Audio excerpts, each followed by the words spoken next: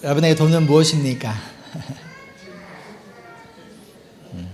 누군가에게는 집세일 수도 있고요.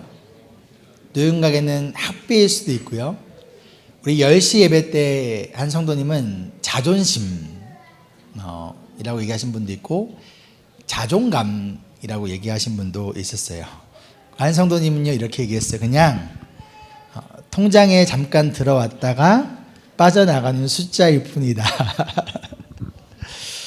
그런데 이 호주 멜번에서 이민자이자 유학생으로 살아가고 있는 우리에게 돈은요 사실 조금 더 현실적인 문제인 것 같아요. 끊임없이 올라가는 그 렌트비를 내야 되고 모기지를 갚아야 되고 시장을 보면 물가가 예전 같지가 않습니다. 아이들이 크면 들어가는 돈도 점점 많아집니다.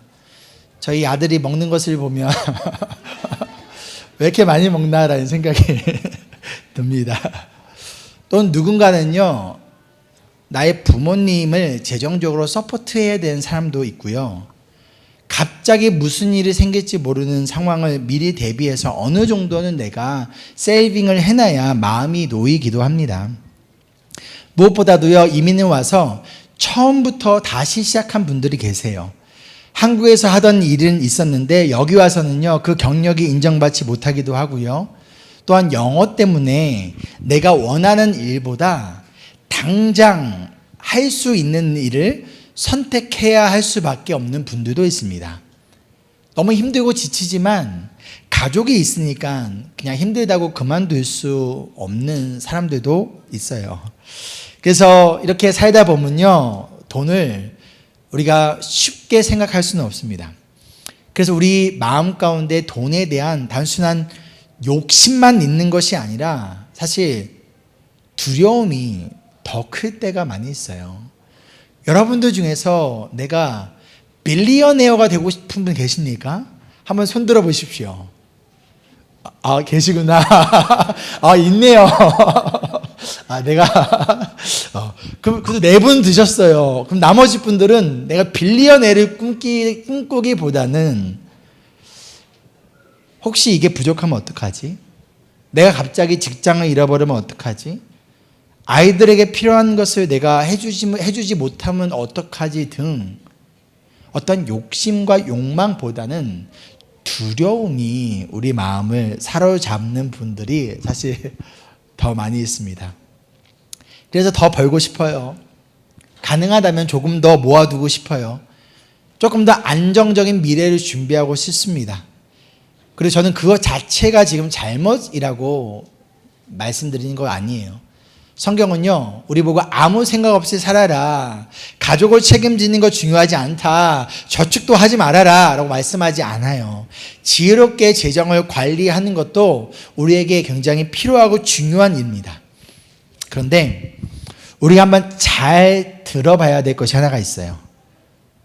우리가 살아가는 이 세상에서 이 세상은 돈에 대해서 아주 클리어하고 심플한 메시지를요 우리에게 계속 들려줘요.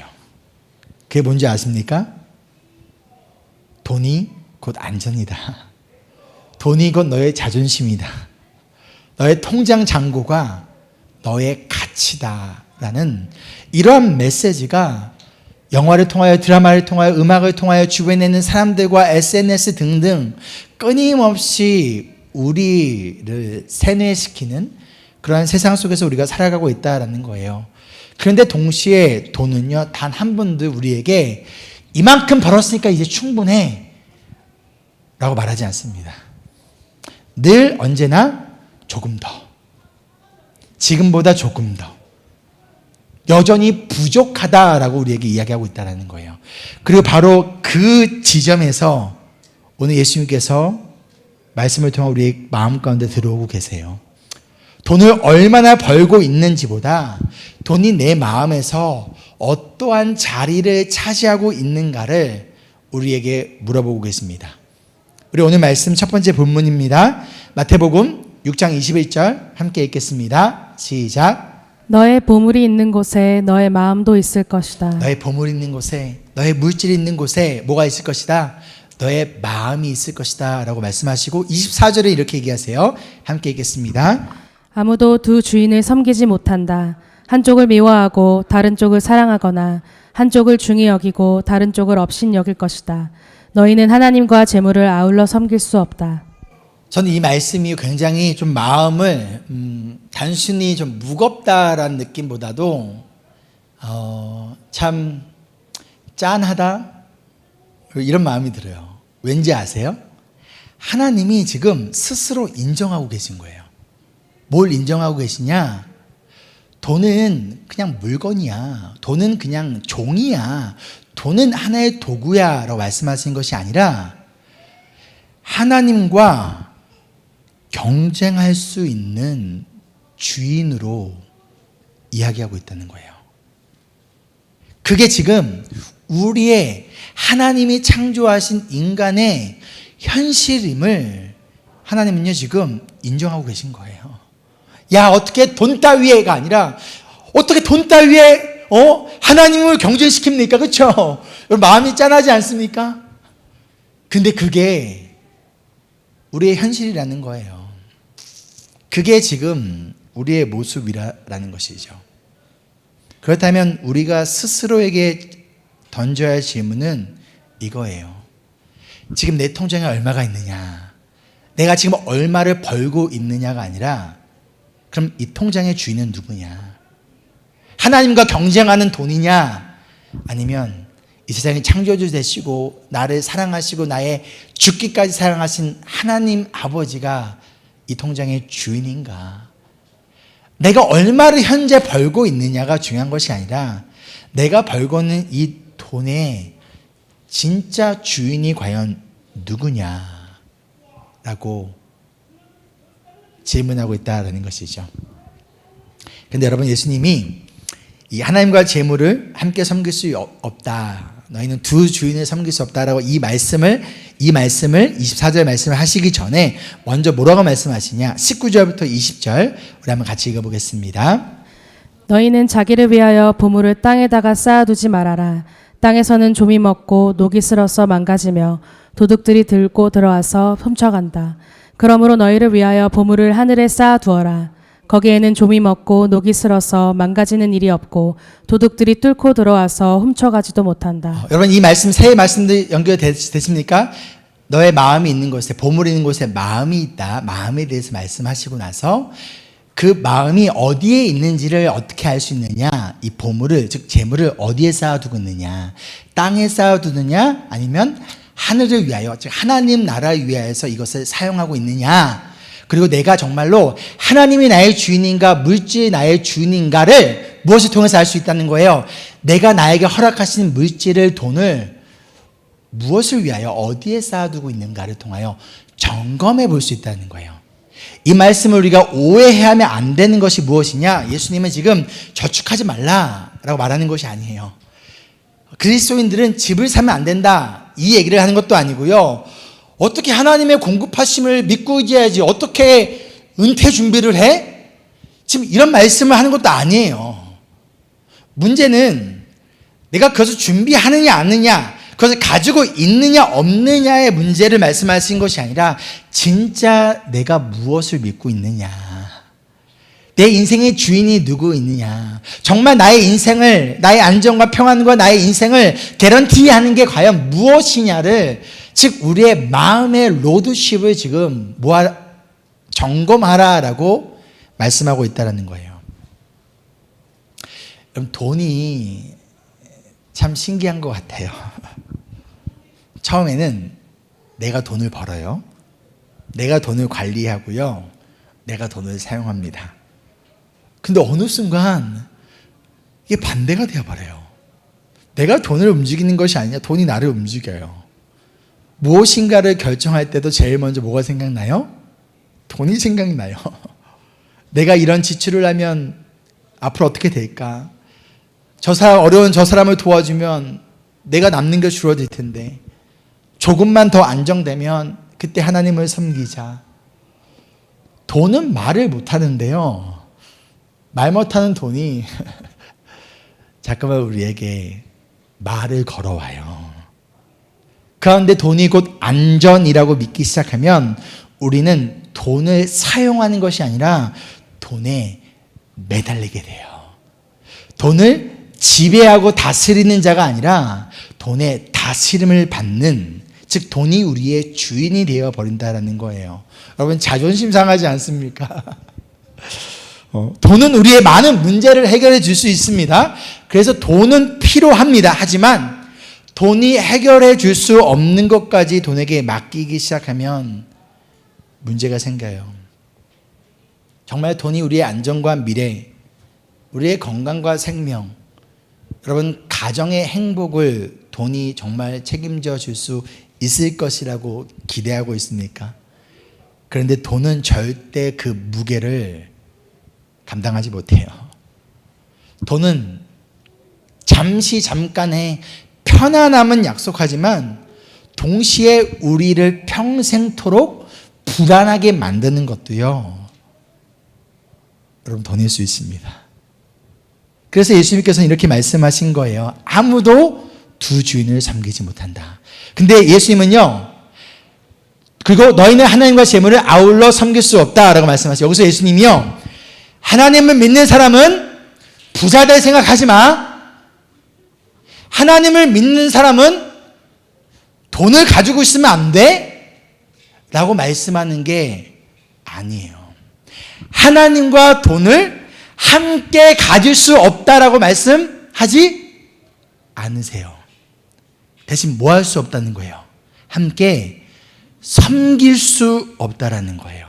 즉 돈을 가지는 문제와 돈을 섬기는 문제는 다른 문제라는 거예요. 내가 돈을 아무리 많이 가지고 있어도요, 돈으로부터 자유롭지 못한 사람이 있을 수 있고요, 내가 가진 것이 많지 않음에도 불구하고 아우 저 사람은 어떻게 먹고 살까라는 그런 걱정이 소리를 들을지어도 돈에 붙잡혀 돈에 지배받지 않고 살아가는 사람이 있을 수 있다는 거예요. 결국 중요한 것은 무엇이냐? 내 통장에 얼마가 있는가? 내 일을 통해 얼마를 벌고 있는가라는 액수의 문제가 아니라 정말 누가 나를 움직이고 있는가? 누가 나의 인생의 주인인가의 문제라는 거예요. 하나님의 말씀대로 사는 것보다 손해를 보지 않는 것이 더 중요해지고, 필요한 사람을 보고도 내 것이 줄어들까 봐 계속 외면하고, 또한 돈 때문에 신앙의 양식을 계속 타협하고 있다면 내가 돈을 사용하고 있는 것이 아니라 실제로 돈이 나를 움직이고 있다는 거예요. 그래서 한번 우리가 스스로에게 물어볼 필요가 있습니다. 나는 돈을 사용하고 있는가? 아니면 돈이 나를 움직이고 있는가? 나는 돈을 다스리고 있는가? 아니면 돈이 나를 다스리고 있는가? 하나님이 이 세상을 창조하신 다음에 아담에게 하나님이 창조하신 이 세상을 다스리라고 말씀하셨는데, 하나님이 창조하신 피조물인 뱀에게 아담과 하와가 뱀을 다스린 것이 아니라 뱀의 말에 다스림을 받는 사건이 바로 선악과를 따먹는 사건이었던 것처럼, 내가 다스려야 할 돈을 오히려 두려워하고 불안해하고 이게 없으면 쩔쩔매고 이것 때문에 나의 자존심과 자존감이 왔다 갔다 하면서 오히려 이 돈에 다스림을 받고 두려워하며 살아가고 있지는 않은가? 우리 한번 점검해보는 이 시간이 되기를 소망합니다. 자, 그렇다면 우리는 어떻게 돈으로부터 자유로울 수 있을까요? 굉장히 어려운 질문하고 있습니다. 오늘부터 나는 돈을 사랑하지 않을 거야. 오늘 앞으로 통장에 밸런스 얼마인지 나는 확인하지 않고 그냥 계속 크레딧 카드 긁을 거야. 그렇게 한다고 해서 되는 걸까요? 여러분, 그러면 안 됩니다. 참 쉽지 않은 문제예요. 여러분, 제가 굉장히 어려운 얘기하고 있는 거예요. 쉬운 얘기가 아니에요. 왜 그런지 아세요? 왜냐면 돈이 나를 다스리는 이유 가운데 하나는요, 우리는 그것을 내 거라고 생각하기 때문이에요. 사람 누구나 내 거에 뭐 하게 됐습니까? 관심을 가지고 내 것을 잃지 않기 원합니다. 내 것이니까 잃으면 안 되고 내 것이니까 더 쌓여야 되고 이것이 나의 미래를 지켜줄 것이라고 생각한다라는 거예요. 그래서 성경은 우리의 소비 습관을 얘기하는 것이 아니라 더 근본적인 것을 지금 건드리고 있어요. 그것이 무엇입니까? 그 돈이 정말 나의 것인가? 우리가 오늘 읽었던 두 번째 본문 말씀인 역대상 29장을 보면요, 다윗은 성전 건축을 위하여 자신의 많은 것들을 하나님께 드립니다. 그런데 다윗의 기도를 보면요 조금 이상해요. 다윗이 먼저 이렇게 고백합니다. 우리 한번 같이 읽어볼게요. 시작. 주님, 위대함과 능력과 영광과 승리와 존귀가 모두 주님의 것이십니다. 하늘과 땅에 있는 모든 것이 다 주님의 것입니다. 그리고 이 나라도 주님의 것입니다. 주님께서는 만물의 머리 되신 분으로 높임을 받아 주십시오. 다윗이 먼저 뭘 고백하냐면 내가 가지고 있는 이 모든 것들, 이 세상의 모든 것이 누구 것이다? 주님 거예요. 내가 왕이지만 이 이스라엘도, 이 백성도, 내가 가진 재물도, 내가 가진 권력도, 이 모든 거 하나님 거 내 거 아니에요. 이건 하나님 거예요 라고 먼저 그 로드십을 인정하며 이렇게 고백합니다. 이어서 읽을게요. 시작. 부와 존귀가 주님께로부터 나오고 주님께서 만물을 다스리시며 주님의 손에 권세와 능력이 있으시니 사람이 위대하고 강하게 되는 것도 주님의 손에 달렸습니다. 내가 있는 부와 존귀가 누구로부터 온다라는 거예요. 그 소스가 누구라는 거예요. 주님이라고 얘기하고 계시면 이어서 또 이렇게 얘기합니다. 시작. 제가 무엇이며 저의 백성이 무엇이기에 우리가 이렇듯이 기쁜 마음으로 같이 힘을 주셨습니까? 모든 것을 주님께서 주셨으므로 우리가 주님의 손에서 받은 것을 주님께 바쳤을 뿐입니다. 하나님, 내가 나의 소중한 거 주님께 드려요가 아니에요. 하나님, 내가 지금까지 열심히 나라를 다스렸고 지혜로웠고 내가 잠도 못 자가면서 수고하면서 이 백성을 늘렸고 양떼를 늘렸고 이 권력을 키웠고 이 나라를 부귀영화를 누렸어요. 그 가운데 하나님, 나의 소중한 이것을 하나님께 드려요가 아니라 하나님, 내가 가진 이 모든 것이 처음부터 누구의 것이라고 고백하는 거예요. 주님의 것이었습니다. 내 거를 주님께 드린다는 것이 아니라 원래 주님의 것을 내가 주님께 드립니다. 그러니 내가 이것을 가지고 칭찬받을 일이 없어요. 원래 주님 거 드리는 거면서 내가 이것 가지고 하나님, 나 주님께 이거 드렸으니 하나님 나에게 축복 주세요, 내가 드린 것보다 더 많이 주세요 라고 말할 수 없다라는 거예요. 이것이 바로 다윗이 자신의 백성과 나라와 권력과 물질을 바라보던 그의 관점이었어요. 이것은 누구 것이다? 내 것이 아니라 주님의 돈이다. 물론 우리가 열심히 일해서 번 돈입니다. 그 돈을 벌기까지 얼마나 많은 수고가 들어갔는지 하나님도 너무나 잘 아세요. 그런데 조금 더 생각해 보면 그 일할 수 있는 건강 누가 주셨습니까? 제가 가지고 있는 이 찬양의 은사 누가 주셨습니까? 동의하시는 분들이 없네요. 내가 가지고 있는 이 지식, 남들보다 뛰어난 머리, 그거 누가 주셨습니까? 내가 가지고 있는 능력, 그거, 외모, 뭐 등등, 이거 누가 주셨습니까?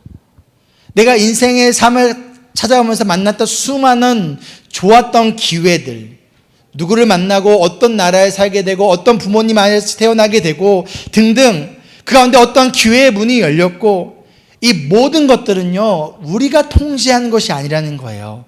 그렇기 때문에 다윗은 지금 내가 수고하지 않았다라는 것을 말하는 것이 아니라 내가 수고했지만 그 모든 것의 시작이 하나님이었다라고 고백하고 있다는 것이죠. 우리는 돈 이야기를 하면 제일 먼저 이런 질문을 하기 쉽습니다. 그럼 얼마를 드려야 되는 건가? 하나님은 그거를 물어보시는 게 아니에요. 너 얼마를 드렸니? How much를 말씀하시는 게 아니에요. 하나님의 질문은 너가 가지고 있는 것들을, 그 주인 로드십을 하나님의 것이라고 인정하고 있니? 얼마를 벌든 그것이 중요한 것이 아니라, 너가 얼마를 드렸느냐 그것이 중요한 것이 아니라, 내가 가지고 있는 이 모든 것이 하나님의 것입니다 라는 것을 인정하고 있니? 이 질문에 너의 답이, 하나님, 내가 가지고 있는 모든 것이 전부 주님의 것입니다 라는 우리의 진실된 믿음의 고백을 하나님은 원하시는 것이라는 것이죠. 11조만 하나님의 것이 아니라 우리 통장에 있는 돈도 하나님의 것이고, 내가 지금 가족을 먹여 살리기 위해 사용하는 그 돈도 하나님의 것이고, 여행도 가고 쇼핑도 하고 저축도 하고, 이 모든 것들이 다 누구의 거라는 거예요. 나의 것이 아니라 하나님의 것이라는 것을 내가 인정하고 있는가에 대한 질문이라는 것이죠. 그렇다면 우리의 질문은 달라져야 됩니다. 이 돈으로 내가 무엇을 할 것인가가 아니라, 하나님께서 나에게 맡겨주신 하나님의 것을 가지고, 하나님, 내가 어떻게 사용하는 게 좋을까요? 이것이 우리에게 필요한 질문이라는 것이죠. 근데 여기서 여러분, 우리가 조심해야 될 게 있습니다. 우리는 아주 쉽게 이 관계를 거꾸로 뒤집게 돼요. 하나님, 알겠어요. 내가 이만큼 드릴 테니까 하나님 이만큼 채워주셔야 돼요. 하나님, 내가 헌신할 테니까 내 사업이 더 잘 되게 해주셔야 돼요. 하나님, 내가 앞으로 11조와 헌금 잘 할 테니까 하나님 나에게 물질적인 복을 주셔야 돼요. 만약 우리가 이런 마음으로 접근하게 되면요, 결국 하나님이 목적이 아니라, 하나님은 그저 내가 더 많은 돈을 얻기 위한 그저 하나의 수단이 되어 버린다라는 거예요. 세상은 끊임없이 돈을 신으로 삼으라고 합니다. 마찬가지로 종교도요, 하나님을 그저 돈을 얻는 도구로 삼으라고 유혹한다라는 거예요. 열심히 섬겨, 열심히 드려, 열심히 나눠. 그래야 뭐가 된다는 거예요? 부자 될 수 있어. 그래야 지금 문제가 해결될 수 있어. 그래야 너가 더 잘 될 수 있어. 결국 돈이 주인의 자리에 앉는다는 점에서는요, 똑같아요. 근데 복음은 이 방향을 바꿉니다. 우리가 하나님께 무엇인가를 드려서 얻어내는 것이 아니라, 자격 없는 나에게 하나님께서 먼저 주셨기 때문에, 그 은혜를 알기에, 그 사랑을 알기에, 그것에 대한 반응으로 내가 가진 모든 것이 주님의 것입니다 라는 고백 가운데 드린다는 것이죠. 고린도후서 8장 9절에 예수님에 대하여 바울이 이렇게 말씀하는데요, 우리 한번 같이 읽어볼게요. 시작. 여러분은 우리 주 예수 그리스도의 은혜를 알고 있습니다. 그리스도께서는 부요하나 여러분을 위해서 가난하게 되셨습니다. 그것은 그의 가난으로 여러분을 부요하게 하시려는 것입니다. 먼저 바울이 여러분은 우리가 뭘 알고 있다고 얘기해요? 여러분, 그리스도의 은혜를 알고 있잖아요 라고 얘기하고 있다는 거예요. 그리스도의 은혜가 무엇이냐? 예수님께서는 부요하신 분이셨으나, 즉 하늘의 모든 영광이 그분의 것이었지만, 그분은 우리를 위하여 스스로 가난하게 되었다는 거예요. 그분이 가지고 있는 것을 조금 나눠준 정도가 아니라 자기 자신의 생명까지 내어주셨다는 거예요. 그렇다면 우리가 그리스도 안에서 받는 부요함은 무엇입니까? 예수님 잘 믿으면 부자가 된다는 말일까요? 그렇다면 인브레스 교회에서 누가 제일 부자여야 됩니까? 담임 목사님, 제가 제일 부자여야 되는 거 아닙니까? 우리가 받은 것은 그거보다 훨씬 크다는 거예요. 죄의 용서함을 받았고, 하나님을 아버지라 부르게 되었고, 영원한 생명을 받았고, 우리가 이 세상을 창조하신 하나님 나라의 백성이 되었고, 그리고 우리와 언제나 함께 하신 예수 그리스도와 성령님을 받은 자, 즉 그리스도 안에서 이미 우리는 가장 귀한 것을 받은 자라는 거예요. 그래서 이 사실을 알게 되면요, 아니 이 사실을 우리가 진정으로 믿는다면 돈을 바라보는 관점과 우리의 마음이 달라지게 된다는 거예요. 때로는 돈이 줄어들 수가 있어요. 그러나 돈이 줄어든다고 해서 나는 모든 것을 잃은 사람이 아니에요. 돈이 내 삶에 필요하지만 이 돈이 나의 삶을 지배하지 않고 나의 삶을 결정하지 않는다라는, 즉 돈이 나의 삶의 전부가 아니라는 것을 어떠한 상황 가운데서 믿고 당당하게 살아갈 수 있다는 거예요. 그래서 그리스도인의 헌신과 나눔은 하나님께 무엇인가를 얻기 위한 거래가 아니라 이미 예수 그리스도를 통하여 내가 충분히 받았기 때문에 나눌 수 있다는 거예요.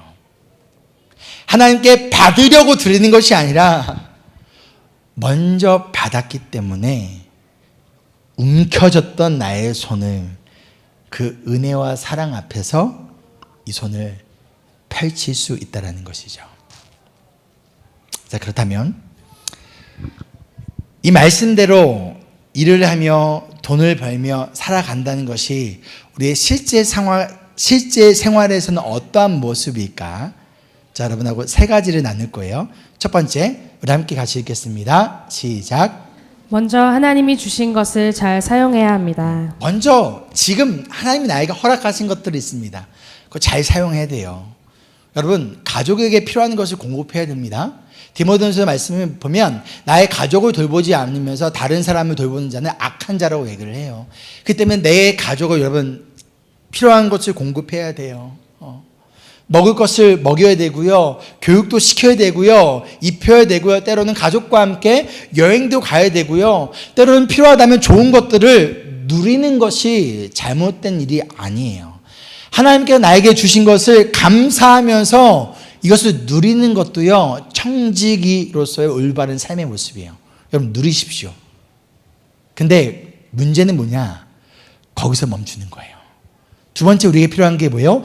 누림과 동시에 우리는 나누어야 됩니다. 나눔은요, 근데 여유가 생기면 되는 일이 아니더라고요. 왜냐하면요, 여유란 것이 참 이상해요. 제가 그 금요일 날 난 12시에 이제 엄마들과 함께 지금 돈과 영성이라는 책을 가지고 함께 제자 훈련을 하고 있는데 그 책을 하면서 이런 얘기를 했어요. 왜 우리는 항상 여유롭지 못할까? 왜 우리는 항상 부족할까? 왠지 아십니까? 우리는 우리가 쓴 것이 우리의 기준이 되어버려요. 예전에는 핸드폰을 사기 위하여서 지금 아이폰이 몇 가지 나왔어요? 17까지 나왔다 칩시다. 17까지 나왔는데 예전에는 어떻게든 세컨핸즈로 아이폰 11, 12를 사서 썼다면 그것을 기뻐했는데 어느 순간 내가 아이폰 17을 사는 순간 새 거가 나오는 걸 사는 순간 이제부터 그것은 내 소비의 기준이 되어버리는 거예요. 어떠한 물건을 100만 원 주고 사본 사람한테는요, 그것이 기준이 되어져요. 그 다음번에 얼마든지 100만 원 주고 살 수 있어요. 한 번도 어떠한 것을 100만 원 주고 사보지 못한 사람한테는요, 그 못 사는 거예요. 내가 사용한 그 돈이 나의 삶의 최고가 되는 거 아니라 그 순간부터 최저가 됩니다. 그래서 조금 더 벌면 여유가 생긴 것이 아니라 수입이 늘어나면 또 필요한 것이 생겨요. 더 좋은 것이 보여요. 그러다 보면 우리는 미루기 쉬워요. 지금은 아니야. 조금 더 안정되면, 모기지를 조금 더 갚으면, 아이들이 좀 더 크면, 사업이 자리를 잡으면, 그렇게 미루다 보면요, 계속 미루게 되어지고 우리 삶의 나중은 찾아오지 않을 수 있다는 것이죠. 그래서 사도 바울은요, 고린도서후서 9장 7절에 이렇게 얘기합니다. 함께 읽어볼게요. 시작. 각자 마음의 정한 대로 해야 하고 가까워하면서 내거나 마지못해서 하는 일은 없어야 합니다. 하나님께서는 기쁜 마음으로 내는 사람을 사랑하십니다. 여기서 중요한 말씀이 각자 마음에 정한 대로예요. 자, 여러분 오늘부터 임브레스 교회 헌금과 또한 섬김과 봉사, 나눔의 기준은 접니다. 내가 하는 대로 여러분도 똑같이 하세요. 이거는 누군가에게 폭력이 되어줄 수 있어요. 누군가에게 이것은요, 또 다른 율법주의가 되어줄 수 있어요. 그럼 이 말씀이 그렇다면 이 말씀은 각자가 마음에 편한 대로 하라는 말씀일까요? 그러지 않아요. 이 말씀에 보면요, 각자 마음에 뭐 하라는 대로? 정한 대로예요. 무슨 말이냐? 내가 마음에 정한다는 것은 결국 나에게 뭐가 필요하다는 거예요? 결단이 필요하다는 거예요.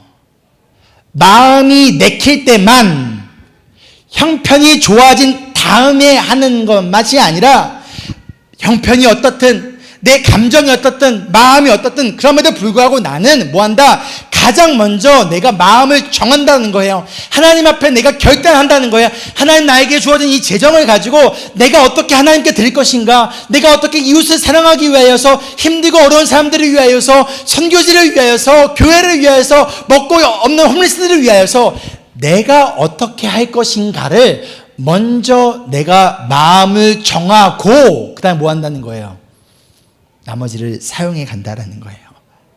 하나님이 내게 맡기신 것 가운데 나는 이만큼을 기꺼이 하나님과 이웃을 위하여 나누겠습니다라는 각자 하나님 앞에 맡겨주신 분 앞에 각자가 진실된 믿음의 고백에 따라 마음을 결단해야 한다라는 것이죠.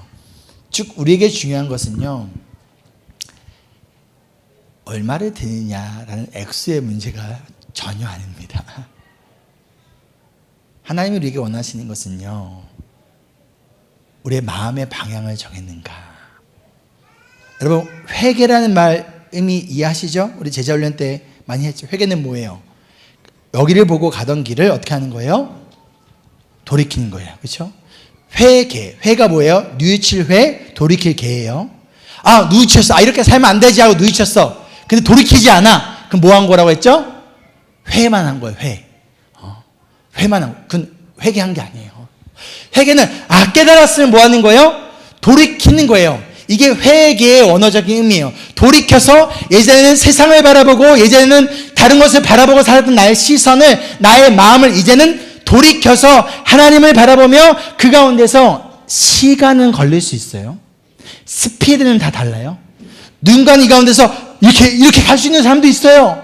내가 이렇게 간다고 해서 똑같이 가라고 요구하는 것은 그거는 또 다른 폭력이 되어줄 수 있어요. 그게 아니라 돌이켰다라면, 정말 회개했다라면 느리더라도 한 발자국 한 발자국 이것을 바라보며 나아가는가. 하나님이 우리에게 바라보시는 것을, 원하시는 것은 결국 마음을 정했니?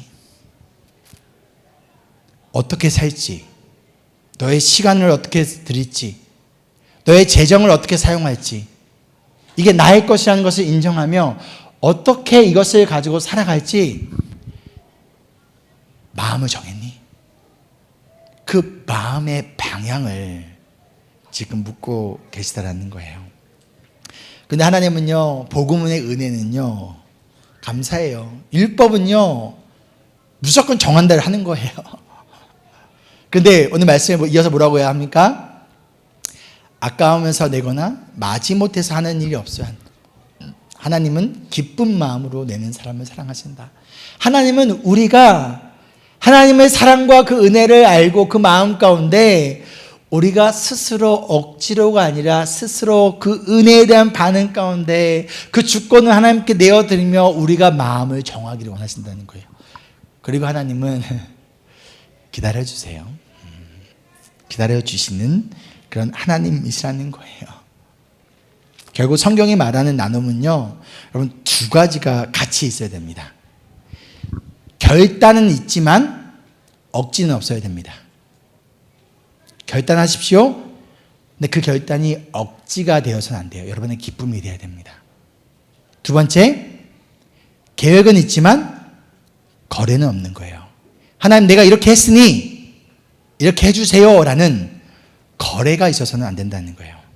하나님께 무엇을 받아내기 위하여 드리는 것이 아니라 이미 받은 은혜에 감사해서 내가 스스로 그 은혜 앞에 마음을 정하고, 즉 결단하고, 그 마음을 지키기 위해서 여러분 또 기도해야 되는 거예요.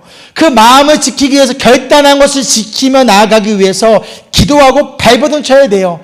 그 안에서 우리의 마음이 빼앗기지 않도록, 무너지지 않도록, 아까워지 않도록 기쁘게 드리고 나누는 삶을 살아갈 수 있도록 하나님 앞에 그 은혜를 붙들어야 한다는 거예요. 저희가 12년째 SFC를 하고 있죠. 우리 성도님들이 정말 음식을 매주 해주는 그 모습을 보면요, 와, 정말 감격이 되는 게 뭐냐면요, 한 명도 짜증내면서 하시는 분이 없었어요.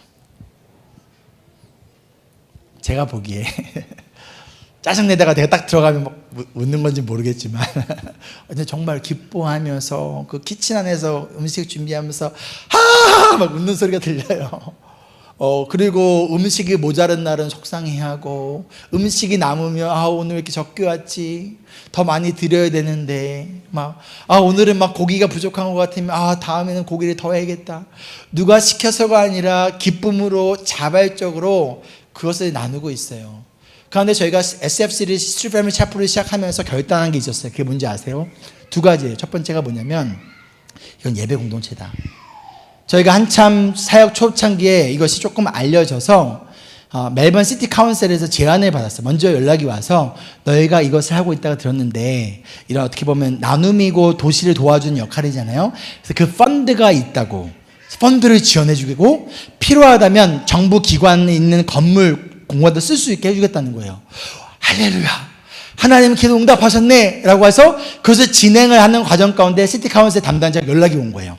저희가 그때 ACNC라는 정부 non-profit 오거니제이션 등록이 되어 있었는데, 거기에 들어가서 보니 너의 이 오거니제이션의 purpose에 보면 to the glory of God, 하나님의 영광을 위하여, 그리고 복음을 전하기 위하여, 그것만 빼줘.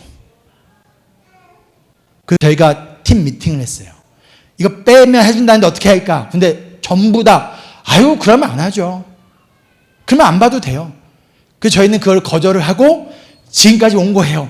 근데 단 한 주도 돈이 없어서, 먹을 것이 없어서 그들을 못 먹인 적이 없었어요. 마음을 정하고 뜻을 정하니 하나님이 공급하여 주신다는 것이죠. 우리가 또 지난 12년 동안 코로나 때문에 법을 지켜야 되기 때문에 한두 번 빼놓고는요, 단 한 주도 빠지지 않고 했어요.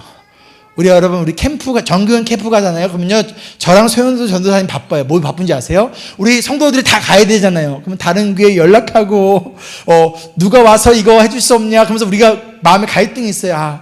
이번 주는 쉴까? 정교회 캠프라고 얘기하고 쉴까? 근데 쉬지 않았어요. 한 번도. 왠지 아세요? 뜻을 정했거든요. 하나님, 이 시간은, 이 공간은 이들이 와서 먹고 이들이 하나님을 만나고 사랑을 느끼는 공간이 되겠습니다. 그래서 우리가 이것을 하겠습니다라는 마음의 결단이 있었기 때문에 지금까지 왔던 것처럼, 여러분 마음을 정하십시오. 결단하십시오. 그것을 가능하도록 누가 문을 열고, 누가 공급하시고, 누가 일하십니까? 하나님이 하세요. 먼저 그의 나라와 의를 구하여라. 그럼 이 모든 것을 너희에게 더하시리라. 올해는 단순히 음식 한 끼를 내어주는 것이 아니에요. 우리가 하나님께 받은 그 은혜를 나누는 거예요.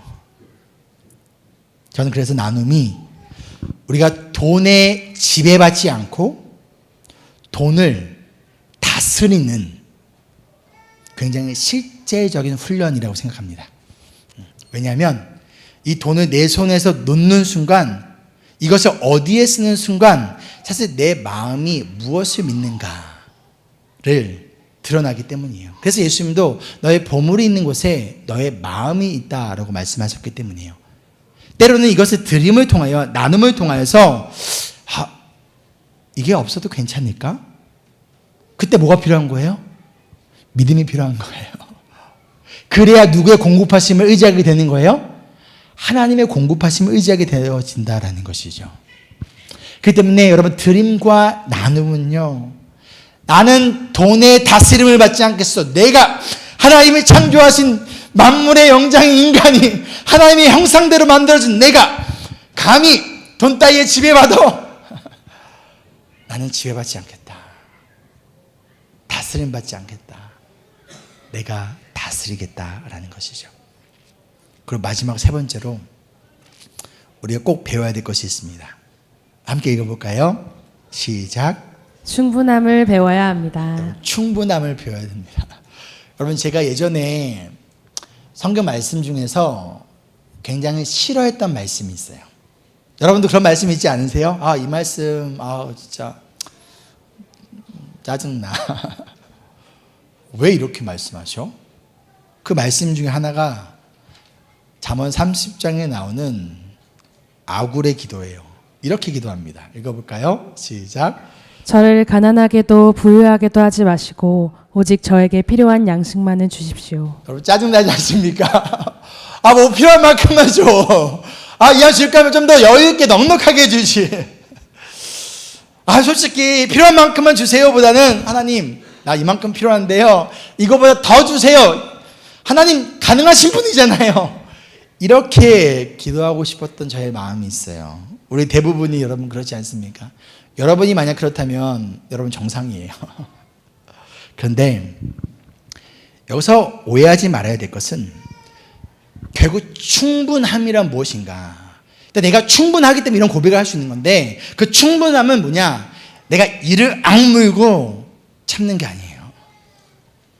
원하는 것이 있는데 억지로 그것을 막 눌러놓는 어떤 나의 정신력의 문제도 아니라는 거예요. 그래서 바울은 빌립보서에서 이 해결의 방법을 알려주는데 우리 함께 읽을게요. 시작. 내가 궁핍해서 이렇게 말하는 것이 아닙니다. 나는 어떤 처지에서도 스스로 만족하는 법을 배웠습니다. 나는 비천하게 살 줄도 알고 풍족하게 살 줄도 압니다. 배부르거나 굶주리거나 풍족하거나 궁핍하거나 그 어떤 경우에도 적응할 수 있는 비결을 배웠습니다. 배웠대요.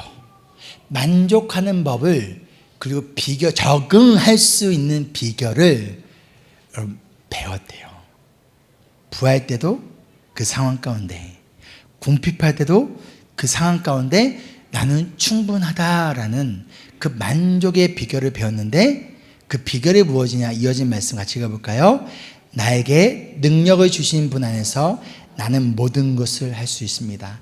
예수님이 힘을 주시면 내가 원하는 모든 일을 내가 이뤄낼 수 있습니다 라는 것을 의미하는 것이 아니라, 예수님 안에서 내가 성공의 가능성을 말하는 것이 아니라, 풍족할 때도 있고요, 궁핍할 때도 있고, 그러나 그 상황에 내 마음이 지배받지 않도록 어떠한 상황에 인생이 찾아올지라도 내가 그 가운데서 나는 부족합니다. 하나님은 왜 이거밖에 안 주십니까? 아니라 하나님 감사합니다. 충분합니다. 풍성하게 주셨네요 라고 감사할 수 있는, 만족할 수 있는 그 비결이 바로 예수 그리스도 안에서 우리가 뭐한다? 배워간다. 바울이 배운다고 얘기했잖아요, 여러분. 법을 배웠습니다. 배워가는 거예요, 여러분. 하루아침에 예수 그리스도 안에서 내가 자잘하고 바울처럼 모든 것을 가지고 내가 하루에 한 끼만 먹어도 다 되고, 내가 정말 당장 렌트비가 없어도 나는 만족합니다. 이것을 한 번에 되는 것이 아니라 배워가는 과정 가운데 우리가 있다라는 것이죠.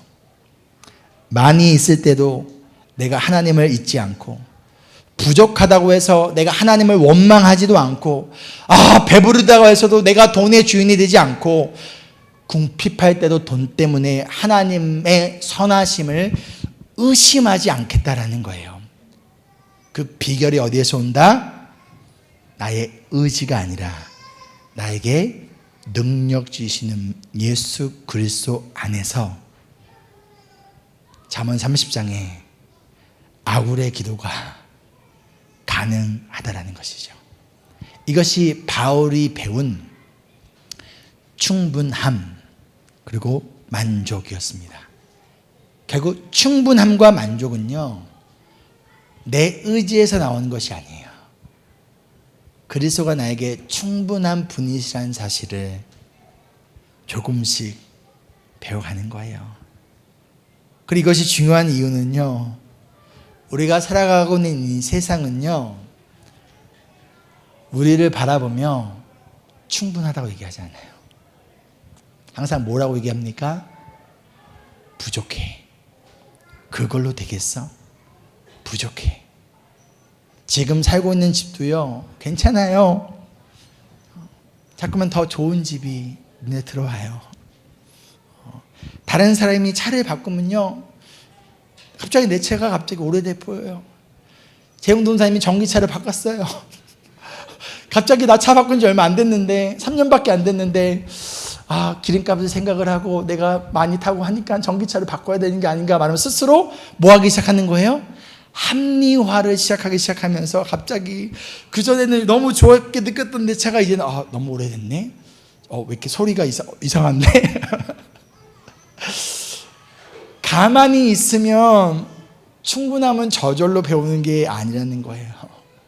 세상은 끊임없이, 우리가 살아가는 이 미디어와 이 세상은 끊임없이 우리를 향해서 넌 충분해, 시아야 충분해, 창엽 제로 베이스라도 충분해 라고 말하지 않아요. 끊임없이 부족해. 그걸로 되겠어? 조금 더 끊임없이 우리를 세뇌시키는 이 세상 가운데서 우리는 부족하다라고 느껴지게 될 수밖에 없다는 것이죠. 그렇기 때문에 우리에게 이런 질문을 해볼 필요가 있습니다. 나에게는 정말 얼마가 충분할까? 이 질문을 한 번도 하지 않았다면요, 아무리 돈을 많이 가져도 부족할 수 있어요. 앤드류 카네기라는 미국의 철광왕이었던, 전 세계에서 가장 부자 중에 한 명이었던 카네기에게 기자가 물어봤대요. 당신님이 세상에서 세 손가락 안에 드는 부자인데, 역사상 가장 부자 중에 한 명인데 얼마나 돈이 더 있어야 만족하겠습니까? 그때 앤드류 카네기가 이렇게 얘기했대요. 조금만 더요. 그게 인간의 본성이라는 것이죠. 그렇기 때문에 나에게 정말로 얼마가 충분할까라는 질문을 하지 않았다면 아무리 많이 가져도 부족할 수밖에 없어요.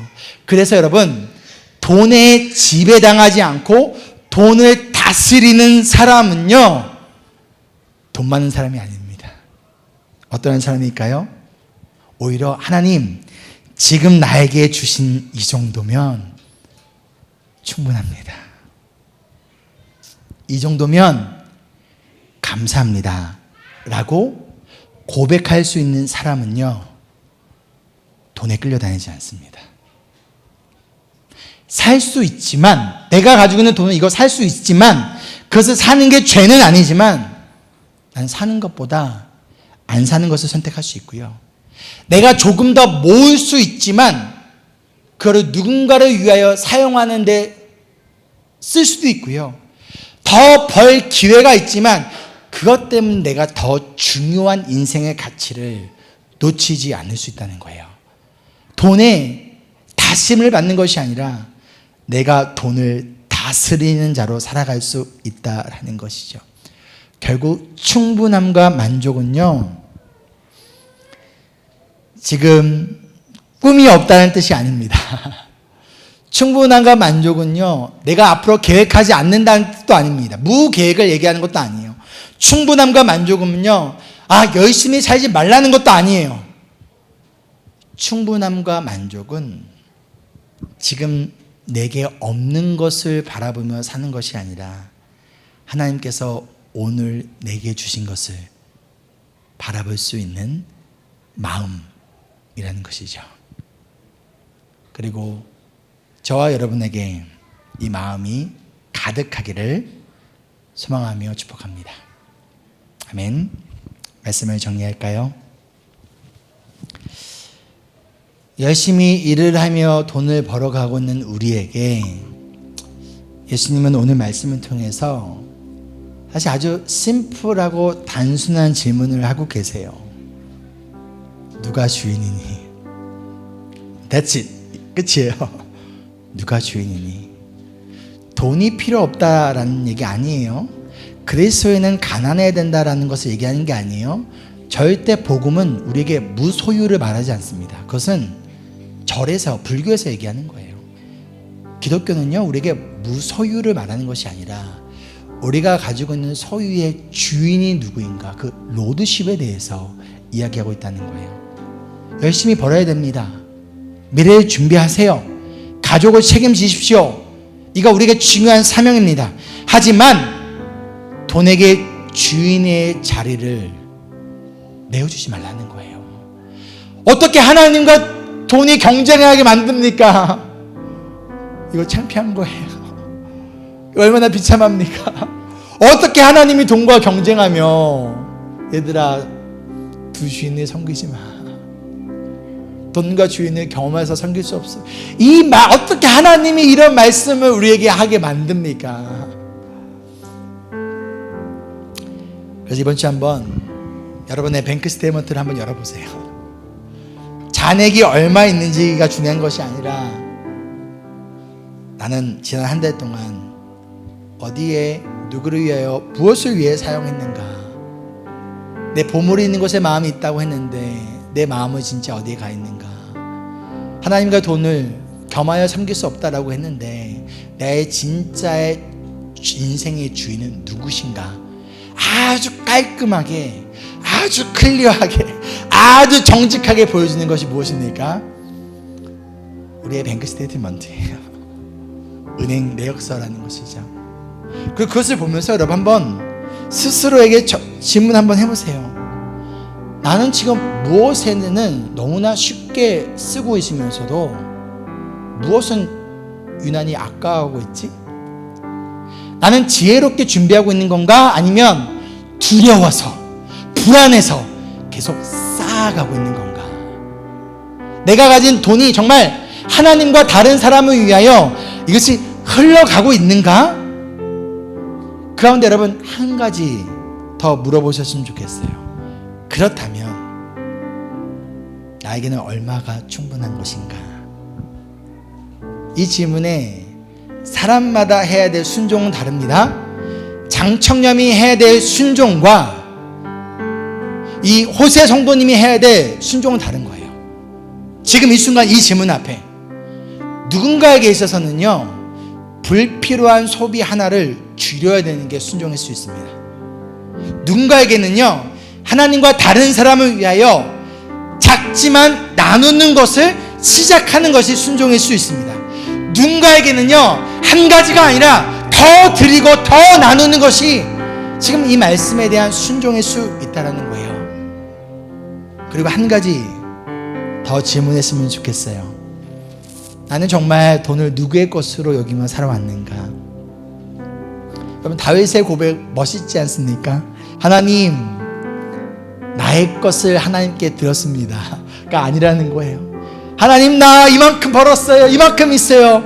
하나님께 내 것을 드리겠습니다가 아니라 모든 것을 주님께서 주셨으므로 우리가 주님의 손에서 받은 것을 주님에게 바쳤을 뿐입니다.